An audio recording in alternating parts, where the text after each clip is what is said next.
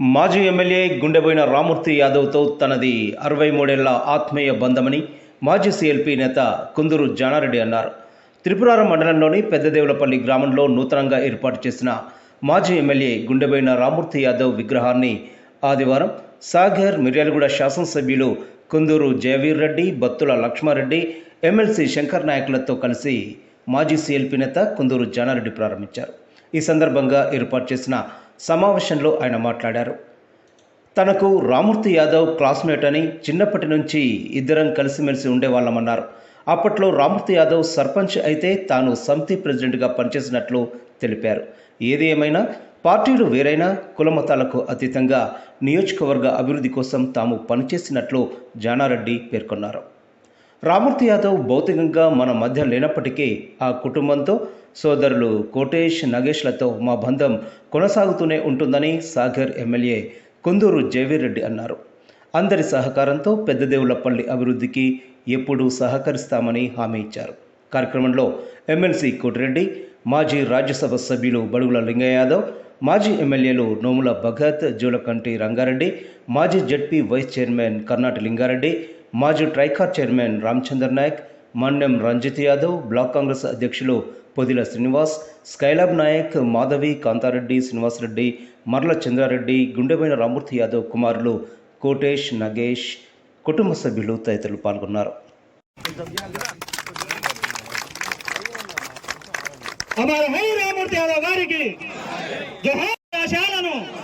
సాధిస్తాం బలైన వర్గాల అధినేత రామూర్తి యాదవ్ గారి ఆశ.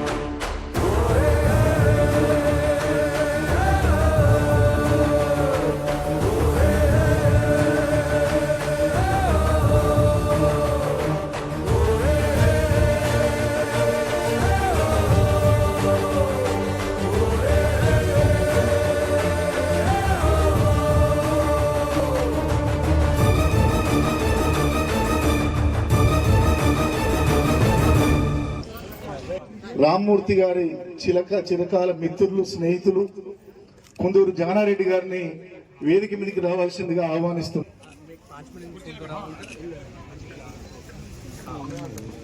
గౌరవ స్థానిక శాసనసభ్యులు, యువకులు, ఉత్సాహవంతులు, గౌరవనీయులు రఘువీర్ రెడ్డి గారు, మిర్యాలగూడ జూలకంటి రంగారెడ్డి గారిని వేదిక మీదకి రావాల్సిందిగా ఆహ్వానిస్తున్నాను.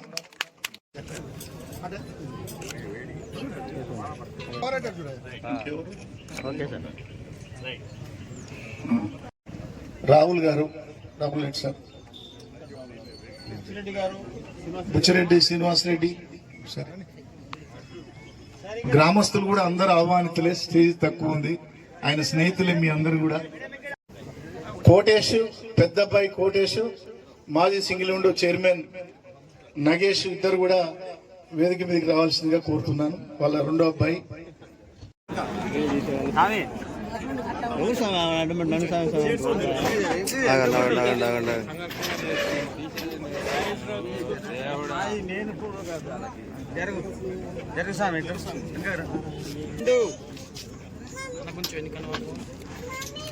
ఓకే.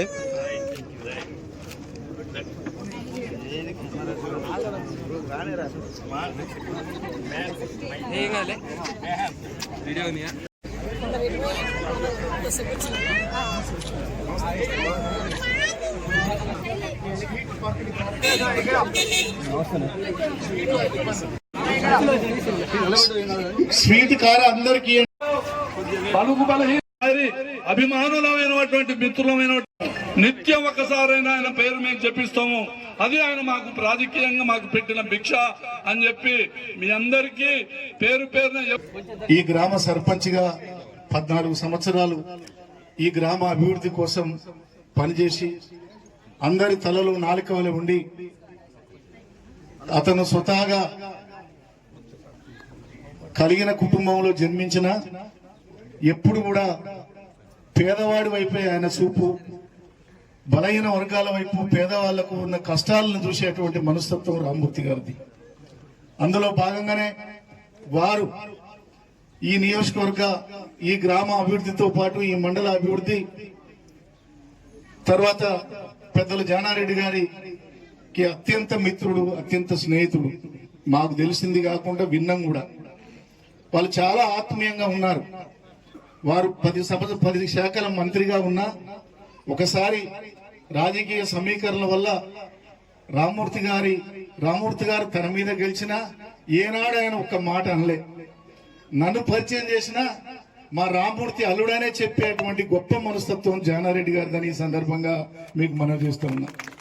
అట్లనే రామ్మూర్తి యాదవ్ గారు కూడా శాసనసభ్యునిగా గెలిచిన మా జానారెడ్డి అన్నాడే తప్ప ఎవరన్నా తెలుసో తెలియకో ఒక మాట అనబోతే వాళ్ళు వారించి గద్దాయించి కోప్పడి ఉన్నటువంటి మనస్తత్వం వారిదని, అది వాళ్ళిద్దరికి ఉన్నటువంటి అనుబంధం అని ఈ సందర్భంగా నేను మనవి చేస్తూ ఉన్నాను. చాలా మంది స్నేహితులు అతనితోటి ఒకసారి స్నేహితం చేస్తే వదిలిపెట్టేటువంటి పరిస్థితి ఉండదు.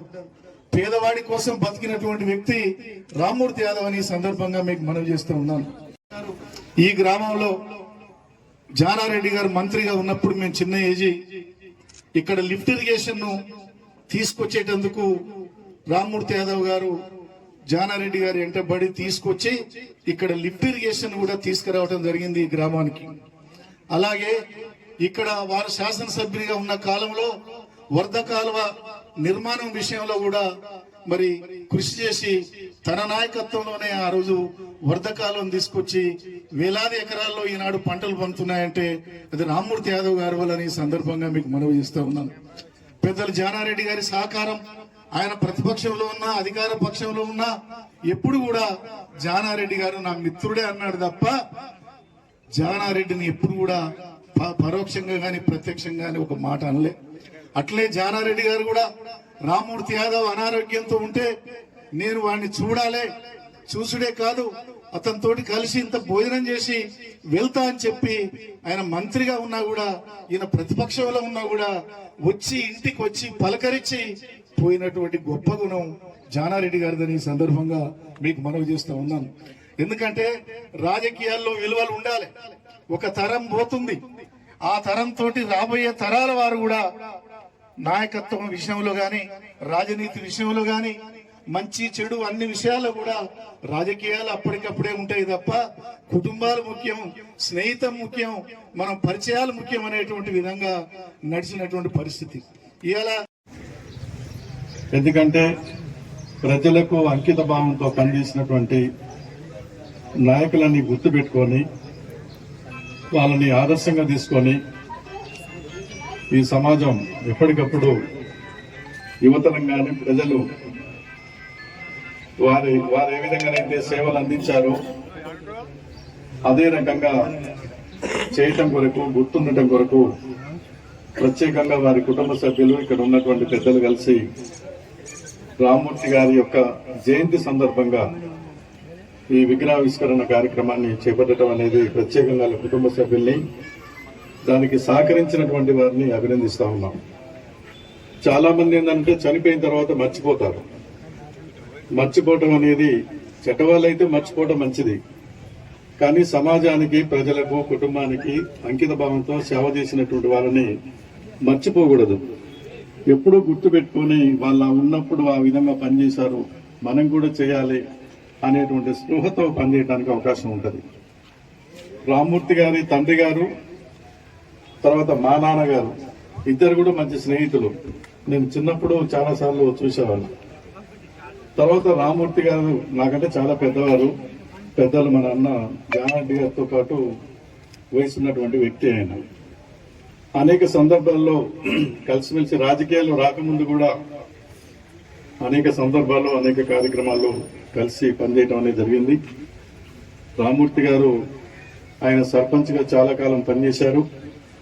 తర్వాత మొదటిసారి 1994లో మరి ఇద్దరం ఒకేసారి శాసనసభ్యులుగా ఎన్నికయ్యాం. తర్వాత చల్లకుర్తి నియోజకవర్గ అభివృద్ధి, మిర్యాలగూడ, ఈ రెండు కూడా మరి కలిసే ఉన్నాయి కాబట్టి అభివృద్ధి కార్యక్రమాల విషయంలో కలిసే మేము ముఖ్యమంత్రి గారి దగ్గరికి, మంత్రుల దగ్గరికి పోయేవాళ్ళం. ఒక్కోసారి ఆయన రాకపోయినా కూడా మీరు అక్కడ ప్రజలకు హామీ ఇచ్చారు రావాలని చెప్పేసి ఎంట తీసుకెళ్ళారు. ఆ రకమైనటువంటి స్నేహ సంబంధం మాకుండేది. మంచి సౌమ్యుడు ఆయన, అందరితో కలిసిమెలిసి, చిన్నవాళ్ళతో పెద్దవాళ్ళతో కలిసిమెలిసి ఉన్నటువంటి వ్యక్తి. రామ్మూర్తి గారు గురించి కానీ, రామ్మూర్తి గారి గురించి చిన్నప్పటి నుంచి తెలిసినా కూడా వారి కుటుంబ సభ్యులతో పాటు గత 3 ఏళ్లుగా మంచి బంధం ఏర్పడిన విషయం మీ అందరికీ తెలుసు. ఇంట్లో మంచి చెడు ఏ కార్యక్రమం అయినా కూడా మమ్మల్ని ఆహ్వానించి కుటుంబ సభ్యుల్లాగా చూసుకుంటున్న సోదరులు నాగేష్ గారికి, కోటేష్ గారికి మరియు వారి కుటుంబ సభ్యులందరికీ కూడా నేను నా ధన్యవాదాలు తెలియజేసుకుంటూ, జానారెడ్డి గారు, రామ్మూర్తి గారు ఏ విధంగానైతే వారి బంధం కొనసాగించారో అదే విధంగా మేమందరం కూడా కొనసాగిస్తామని, రామ్మూర్తి గారి ఏ విధంగానైతే మన ప్రాంతం కోసం కష్టపడ్డారో వారి సహకారంతో, అదే విధంగా జానారెడ్డి గారి సూచనలతో, సలహాలతో ముందరికెళ్తూ మన దేవులపల్లి గ్రామాన్ని కానీ, త్రిపురారం మండలాన్ని కానీ, రాష్ట్రంలో మన నాగార్జున సాగర్ నియోజకవర్గాన్ని కూడా అభివృద్ధి చేసుకుంటూ మీ అందరికీ కూడా అందుబాటులో ఉంటాను మీ అందరికీ తెలియజేస్తూ ముగిస్తున్నాను. రామ్మూర్తి యాదవ్ గారికి నా శ్రద్ధాంజలి నివాళులర్పిస్తున్నాను. మిత్రుడు రామ్మూర్తి గారు అనుబంధాన్ని గురించి కొన్ని మాటల్లో లింగయ్య గారు మీకు వివరించినారు. చాలా నేను సమయం తక్కువ ఉండటం మూలాన చాలా మందిని ఆపటంతో పాటు మీ అందరికీ కూడా ఎక్కువ సమయాన్ని ఇవ్వలేకపోయినందుకు ఏమనుకోకూడదని భావిస్తూ, మా అనుబంధాన్ని గురించి ఒక మాటలో చెప్పాలంటే మీ అందరికీ తెలియనట్టు, మీరు పుట్టినప్పుడే, మీ పెళ్ళిళ్ళు కానప్పుడే, మీరందరూ పెళ్ళిళ్ళు కానప్పుడే ఆయనకు నాకున్నటువంటి అనుబంధం చాలా మందికి కొద్దిగా తెలుసు, చాలా మందికి తెలియదు. అంటే సుమారు 16 ఏళ్ల వయసులోనే మేము మిత్రులం. 63 సంవత్సరాల అనుబంధం, ఆత్మీయత కలిగి ఉన్నటువంటిది ఈ గ్రామంతో పాటు రాము. మీ అందరికీ అంటే 9వ తరగతిలోనే మేము క్లాస్మేట్స్. ఆ తర్వాత హెచ్ఎస్సి తర్వాత అందరం రాజకీయాల్లో, ఆ గ్రామాల్లో, ఈ గ్రామంలో నాయకత్వం వహించేదానికి ఆయన కృషి చేసినాడు.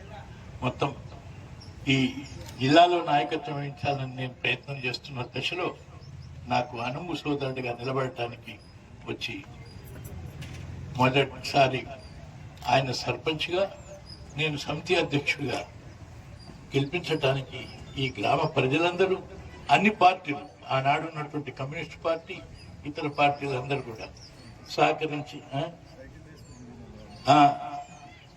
ఇప్పుడు మాట్లాడిన మన మాజీ శాసనసభ్యుడు సైకిల్ యాత్రలో పాల్గొన్నారు.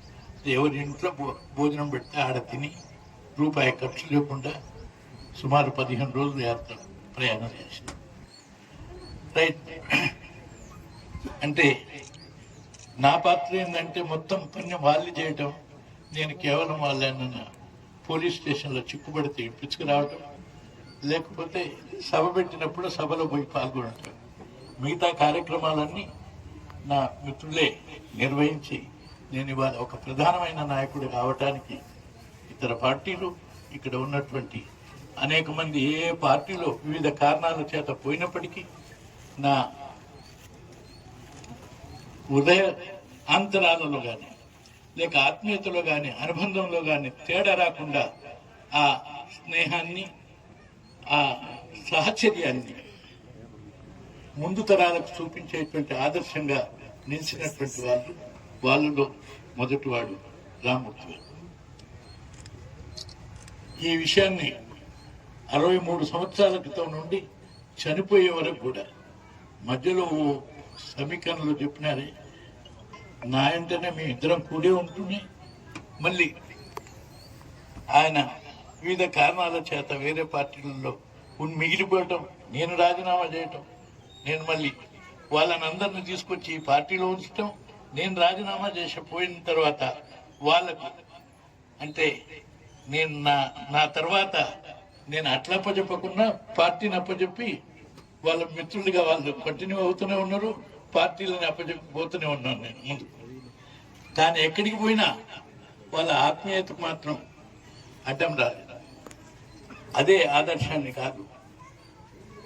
ఒకవేళ ఈ ప్రజల అభివృద్ధి గురించి, అవసరాల గురించి మాత్రమే, కానీ ఇతరత్ర ఏ విధంగా అంటే ఇటువంటి పక్షాలు ప్రతిపక్షాలు ఉంటే ప్రశాంతతకు, సామరస్యానికి, కులాలకు మతాలకు అతీతంగా గ్రామ అభ్యుదయానికి, అందరికీ న్యాయం సంక్షేమం చేయటానికి వీలవుతుంది. ఆ విధంగా ప్రవర్తించినటువంటి వాడు, వివరించినటువంటి వాడు రామ్మూర్తి అని చెప్పి మీ అందరికీ తెలియపరుస్తున్నాం. ఆ విధంగా మా అందరి యొక్క కలయిక, ప్రజల యొక్క సహకారంతో ఈరోజు మీ గ్రామం కానీ ఈ ప్రాంతం కానీ ఒక ఇంచు అంటే 1 ఎకరా కూడా నీళ్లు లేకుండా లేదు. 3-4 కాలువల ద్వారా మొత్తం మీ గ్రామం అంతా కూడా నీళ్లు బారుతున్నటువంటి కారణం ఇవాళ మేమందరం చేసినటువంటి కృషి అనేటువంటిది కొంత మీ అందరికీ తెలుసు. ఏదేమైనా ప్రజలందరూ ఇంతకాలం నాకు సహకరించడంతో పాటు పార్టీలు వేరైనా, కులాలు వేరైనా, మతాలు వేరైనా అత్యంత ఆత్మీయతతోటి, ప్రేమతోటి ఇంతకాలం కొనసాగినటువంటి నాయకులు అతి తక్కువ మంది రాష్ట్రంలోనే, దేశంలోనే. ఏదన్నా ఆర్ఎస్ఎస్లో ఉంటే కొంతమంది ఉండొచ్చు, కానీ ఇతర పార్టీలలో ఉండటం అనేది చాలా చాలా కష్టం. అందుకని ఇదే ఒరవడిని కొనసాగించి మన ప్రాంతంలో తరతమ భేదాలు లేకుండా పార్టీలు విధానాలతో, సిద్ధాంతాలతో భేదించి పార్టీలు నడుపుకున్నా కూడా ప్రజలమందరం ఒకటే, మనమందరం ఒకటే. ఈ ప్రాంత అభివృద్ధి మన ధ్యేయంగా ముందుకు సాగే దాంట్లో మీరు సహకరించినట్టుగానే ఆ ఒరవడిని కొనసాగించండి అని చెప్పి మీ అందరికి నేను విజ్ఞప్తి చేస్తున్నాను. అంతేకాదు, నేను ఉన్నంత వరకు మీ అందరినీ కలిసిమెలిసి ఉండటమే కాదు, మీ అందరి యోగక్షేమాలను చూడటానికి తరతమ భేదం లేకుండా కొనసాగిస్తాను. ఏ విధంగా అయితే రామ్మూర్తి ఆత్మీయత కలిగి ఉన్నాడో ఆ కుటుంబం ఆయన ఆత్మశాంతి కొరకు అండగా జానారెడ్డి నా కుటుంబం ఉంటుందని చెప్పి మీకు హామీ ఇస్తున్నాను. రాజకీయంగానే కాదు, ఈ మన మానవ సంబంధాలను కలిగి ఈ ప్రాంతంలో నన్ను ఇన్ని సంవత్సరాలు నన్ను మీరు కాపాడిన మిమ్మల్ని అందరిని కాపాడేదానికి అన్ని పార్టీల ద్వారా, అన్ని పార్టీలలో ఉన్నటువంటి వాళ్ళని కాపాడుతూ ఈ ప్రాంతానికి ప్రత్యేకమైనటువంటి, ఆదర్శమైనటువంటి ప్రాంతంగా తీర్చిదిద్దుతానని మీకు నేను హామీ ఇస్తూ, మరి నేను హైదరాబాద్ వెళ్ళాల్సింది యాక్చువల్గా ఈ కార్యక్రమానికి ఈరోజు నేను ఇక్కడ ఉండేందుకు సంతోషం. అందులో ఆయన జయంతిని, ఆ వర్ధంతిని అందరూ ఇట్లనే జరుపుకుంటూ చిరస్మరణీయంగా రామ్మూర్తి మనవాడు మనలోనే ఉన్నాడనేటువంటి భావనను ప్రజలకు కల్పించి, ఆయన ఆలోచనలు లేకుంటే ఆయన మీ గ్రామానికి ఏదన్నా హామీ ఇచ్చి ఇంకా అది తీర్చక ముందే మనకు దూరమైనటువంటి నాయకుడి యొక్క ఆశయం, ఆలోచనలు తీర్చడానికి జానారెడ్డి మీ అంట ఉన్నాడని చెప్పి మీకు నేను హామీ ఇస్తాను. నాన్నగారు 1994లో శాసనసభ్యులుగా ఎన్నికైన తర్వాత తను ఎన్నో కార్యక్రమాల్లో తను అనుకున్న వాటికి మొండితనంగానే ప్రజలకు ఎలాంటి ఇబ్బందులు రాకుండా ఉండడానికి విద్య, వైద్య, ఆరోగ్యం, ఇండ్ల నిర్మాణం, రోడ్ల నిర్మాణం, రోడ్లకు సంబంధించినవి అయితేంది, తాగునీరు, సాగునీరు, ప్రతి ఒక్క దాంట్లో తనకంటూ ఒక ప్రత్యేక ముద్ర వేసుకున్నారు. అవన్నీ కృషి చేసేందుకు అందులో వాళ్ళ బాల్యమిత్రులైన జానారెడ్డి గారు ఇద్దరి స్నేహం గురించి నేను పెద్దగా ఇప్పుడు చెప్పారు, మన పెద్దలు చెప్పారు. తనకంటే నేను ఎక్కువగా వివరించలేవని వాళ్ళ స్నేహాన్ని, అంత గొప్పది వాళ్ళ మధ్య ఉన్న అనుబంధం. ఇక్కడ విచ్చేసిన మా తండ్రి సమానులు జానారెడ్డి గారికి నా విన్నపమే కాదు, ఇది అందరి అభిమానులది, నాయకులది, నియోజకవర్గ ప్రజలందరిది, అందరిది ఇప్పుడు ఏదైతే ఉందో సాగర్ ప్రాజెక్టు సంబంధించి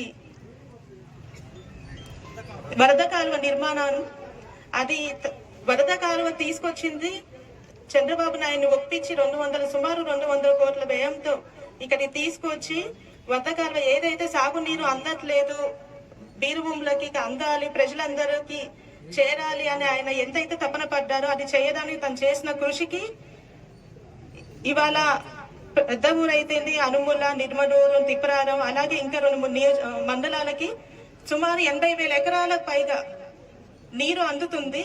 అంటే దానికి నాన్నగారి కృషి ఎంతో ఉంది.